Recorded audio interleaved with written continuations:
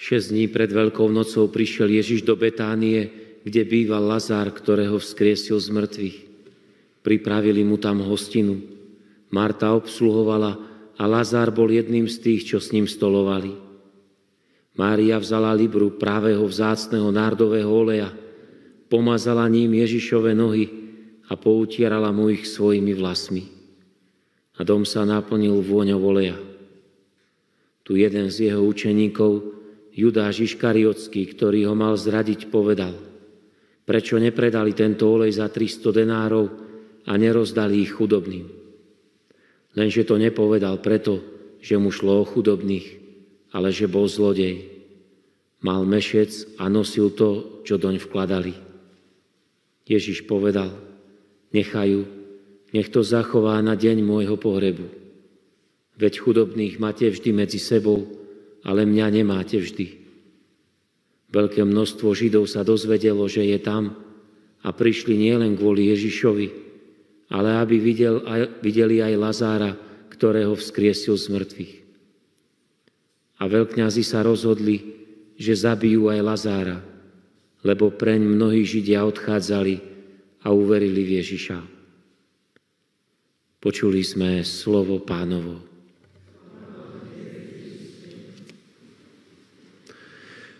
Drahí bratia a sestry, Veľký týždeň nám začína nádherným textom. 6 dní pred Veľkou nocou prišiel Ježiš do Betánie, to miesto, kde bol tak najviac prijatý, najviac milovaný a môžeme dnes po tej dnešnej udalosti povedať aj najviac pochovaný, ak si odmyslíme spoločenstvo s dokonalou, a to je samozrejme matka Panna Mária, tak práve Betánia je tým miestom, kde Ježiš je najviac akceptovaný, najviac pochopený. A dnes počujeme aj prečo. Mária Magdaléna, ktorá prichádza s tou alabastrovou nádobou. Tá nádoba sfarbená do tých odtieňov krvi. Tá taká červeno-hnedá farba. Alabaster je taký celkom zaujímavý.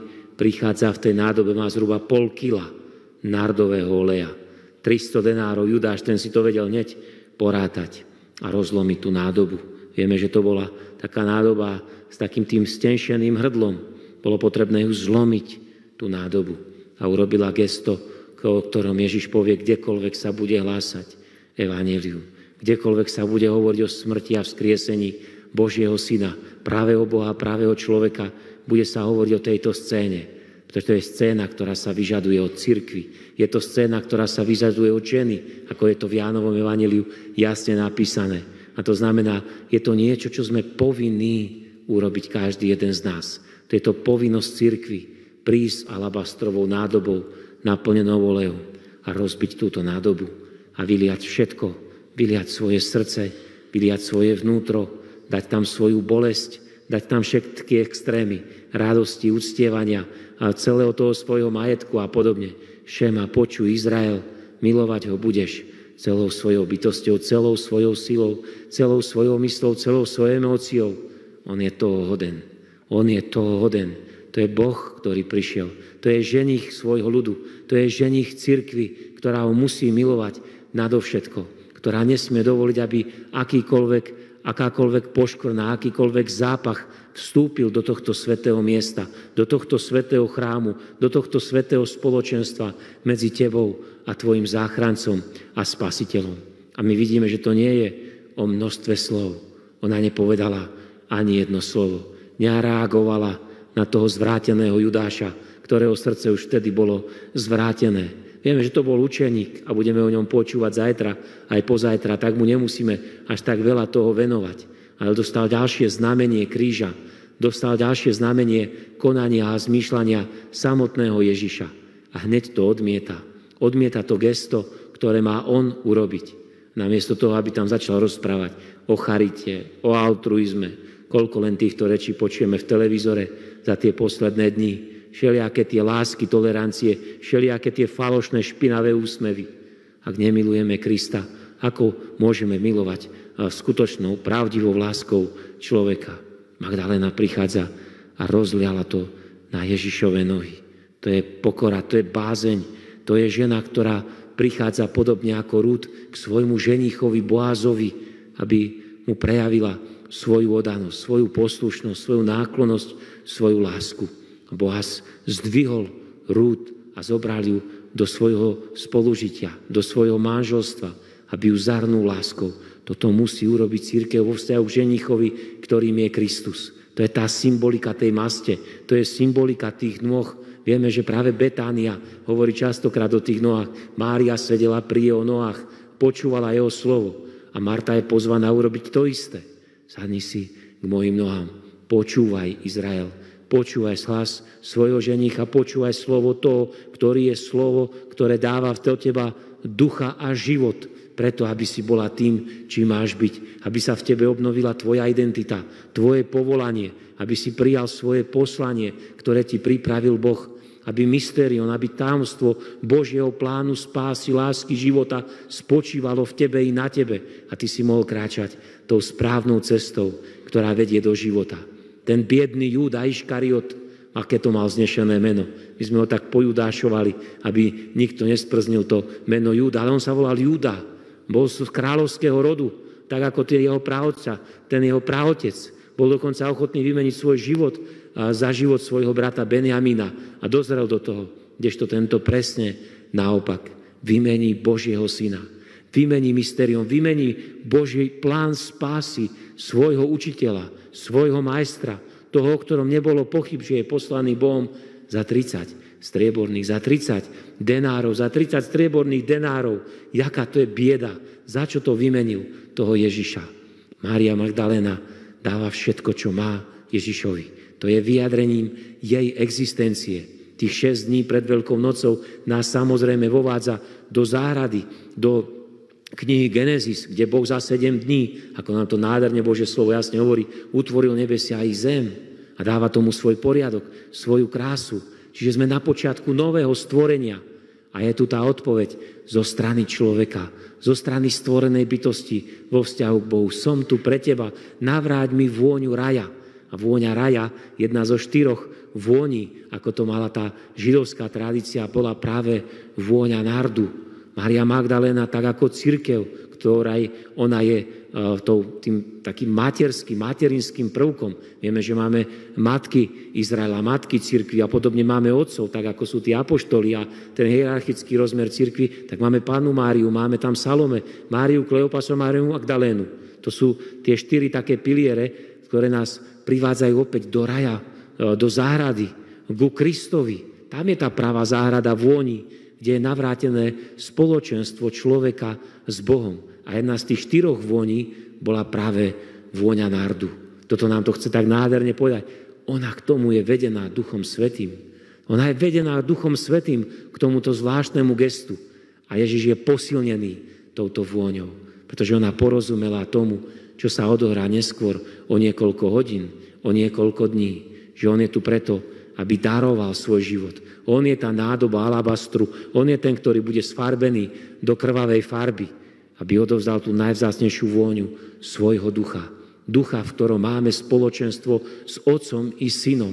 Už sme novým stvorením. Už sme tí, ktorí sme prešli zo smrti do života. Z toho pozemského putovania si privlastňujeme závdavok, záloh večnej spásy. Vtedy, keď v nás prebýva Duch Svätý. Častokrát to len tak povieme, však my sme už uverili, už sme boli pokrstení. To nestačí. V nás musí prebývať Duch Svätý. Musíme volať na Ducha Svätého, aby v nás prebýval čoraz silnejšie, čoraz intenzívnejšie. Aby aj naša obeta, naša modlitba bola odpoveďou na tú Ježišovú iniciatívu lásky. Aj to jej gesto je odpoveďou, akási forma Eucharistie, vzdávania vďaky Ježišovi za to, že toho brata, ktorý sa rozkladal na odpad po 4 dňoch v tých horúčavách, on priviedol späť k životu. On je vzkriesenie a život. On je ten, ktorý má kľúče od smrti a podsvetia. Je ten, ktorého slovo je silnejšie ako smrť. Je ten, ktorého láska je silnejšia ako smrť. To je odpoveď na tú iniciatívu zo strany Ježiša o vzťahu cirkvi. My sme milovaní Bohom. Žiada sa od nás odpovedať. Nesmieme zostať dlžní Bohu tú odpoveď lásky, ktorá sa od nás žiada. Počuli sme nádherný spev, to je prvý spev Pánovho služobníka, ako je opísaný Ježiš u proroka Izajaša. Ten, ktorý prichádza ako svetlo, aby prežiaril temnoty. Ten, ktorý prichádza ako osloboditeľ do väzenia, a v ktorom sa človek nachádza spútaný. My dnes máme deti, ktoré sú spútané temnotou, zlom, sebanenávisťou, odmietnutím. Máme ľudí, ktorí túžia po prelievaní krvi vo vzťahu k svojim bratom a sestrám. My potrebujeme Ježiša. My potrebujeme Ježiša. My potrebujeme toho, ktorý rozväzuje putá, ten, ktorý trhá reťaze, ten, ktorý tých, ktorí sú uväznení, vyťahuje z väzníc von. On neprichádza stavať mreže, prichádza ničiť mreže. Ten, ktorý je taký mocný a zároveň tak jemný. To nevieme pochopiť, nevieme opísať. My ho môžeme len milovať. My to nevieme vyjadriť, nevieme to k ničomu a k nikomu prirovnať. Vládca všetkých vládcov nedolomí nalomenú trstinu. Kto už má záujem o trstinu, o nejakú smeť, ktorú treba hodiť kde si na hnoj alebo do ohňa? On ju nedolomí. Má trpezlivosť, má jemnosť v sebe, ktorú my nevieme plne pochopiť. Nedofúkne hasnúci knôt. To je Ježiš. A predsa je taký mocný, že povie iba jedno slovo a mŕtvola je prinavrátená k životu. Tak ako je to s tým Lázárom. Toto sa musí stať s nami opäť tento týždeň.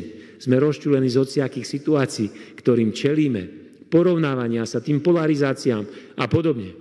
A samozrejme doma môžeme mať kopu iných problémov, starostí, tie pracovné, školské, študijné, s našim zdravotným stavom a tak ďalej, a tak ďalej. Tých problémov je strašne veľa. Ale je tu Ježiš a to je úplne iná kvalita. Je to úplne iné svetlo do toho, čo my zrazu žijeme. Počuli sme, čo sa stalo s Lázárom. Jeho meno hovorí, je to Boh, ktorý ťa uzdravuje. Je to Boh, ktorý ťa uzdravuje. Eleazar znamená Boh je uzdraviteľ. Boh je ten, ktorý prichádza ťa uzdraviť a oslobodiť z toho, čo ťa spútava, z toho, čo spôsobuje v tebe nejaký nedostatok, že nemáš hojnosť. A každý z nás je v podstate Lázarom. Každý z nás cez Veľkú noc musí byť vzkriesený. Ježiš neprichádza predĺžovať utrpenie, tak ako to robia tí ľudskí doktori, alebo my s tými svojimi čajmi a tabletkami. Ježiš prichádza vzkriesiť človeka. Pozerá na nás ako na svojich priateľov. Nazval som vás priateľmi, nie sluhami, nie otrokmi, pretože som vám oznámil všetko, čo mi dal Otec, som vám oznámil. Dal všetko, to je alabastrová nádoba. Dal všetko, je zlomený a dal všetko a stále dáva všetko. Tu a teraz, dnes dáva všetko. A my, Lázárovia, potrebujeme počuť ten hrob. Niekedy sme na tom horšie ako ten Lázar, ktorý tam, to telo sa už rozkladalo na 4. deň. Bol spútaný, obviazaný tými handrami. Ešte sme na tom niekedy horšie. Ale to slovo preniklo do tých mŕtvych, rozpadnutých uší. A on vstal k životu. Pretože to slovo prešlo do toho vnútra. Je to Božie slovo, ktoré má takú moc, že nás privádza k životu, ku vzkrieseniu. Toto potrebuje Ježišova cirkev. Dnes kresťania hovoria, že oni nemajú problém so zabíjaním nenarodených, nemajú problém s cudzoložstvom, nemajú problém s konkubinátom, nemajú už s ničím problém. Boh s tým má problém. Boh má problém s tým, keď sme dobrovoľne v hriechu a zotrvávame v hriechu, pretože vtedy sme na tom horšie ako Lazar, ktorý bol pochovaný v tom hrobe. Potrebujeme počuť jeho slovo, ktoré má moc spasiť, ktoré má moc oslobodiť, uzdraviť, posvetiť, premeniť, vzkriesiť k životu.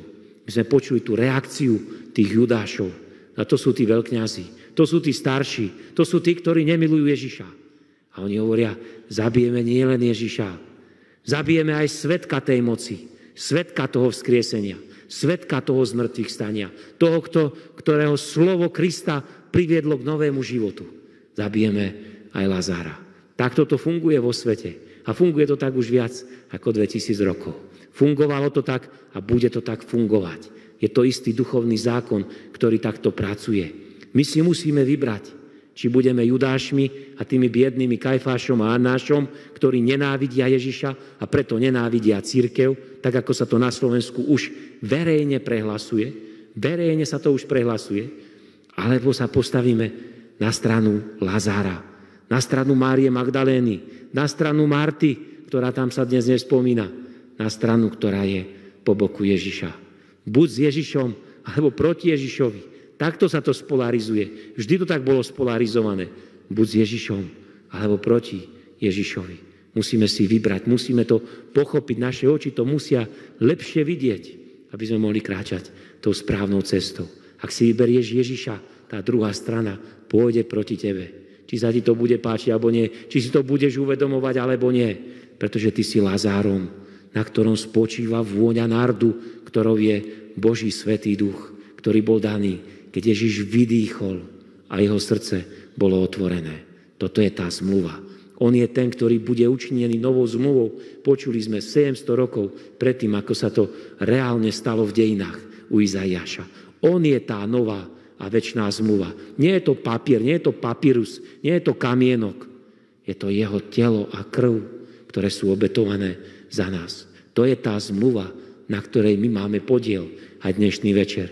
Sme Kristovi a tvoji, Pane, aj zostaneme.